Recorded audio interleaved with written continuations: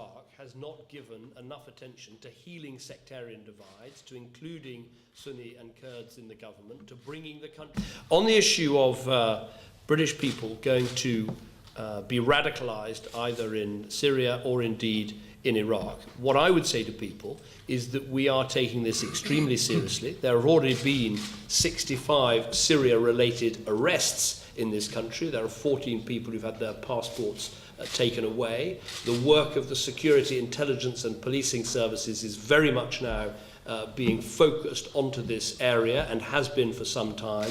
And I've chaired meetings in Whitehall to make sure that every department is involved in that and everything that can be done is being done. We're changing the law to make it easier to prosecute people who plot terrorist acts abroad, and we'll continue to take all and every step that we can to stop people travelling to Syria, to prevent them coming back if they have been radicalised, and to keep the country safe.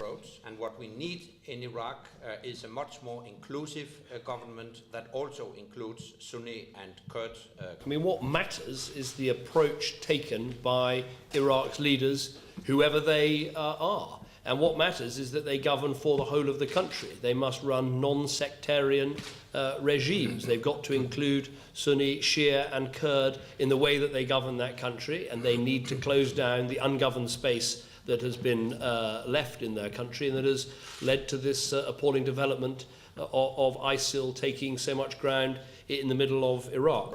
And what we need in Iraq is a much more inclusive government that also includes Sunni and Kurd. Russia needs to take a series of actions to stop weapons crossing the border, to make sure that so-called separatists are not getting support, and to make sure they contribute to the stability of the Ukraine rather than undermine it. So a series of steps, building confidence between Russia and Ukraine, including the ones I mentioned, need to take place. And clearly the amount of troops on the border, and indeed, as I was discussing with the Estonian Prime Minister yesterday, the nature of those troops is a part of the de-escalation that needs to take place. I think that's absolutely vital to make sure that we have a successful Ukraine and that we see a de-escalation of this problem. And I'm sure it'll be discussed at the EU summit next week, where we'll also be looking again at this issue of the trigger points for further sanctions should that de-escalation not take place. And what we need in Iraq is a much more inclusive government that also includes Sunni and Kurd. We call on Russia to stop the flow of weapons and equipment from Russia to separatist groups in eastern Ukraine.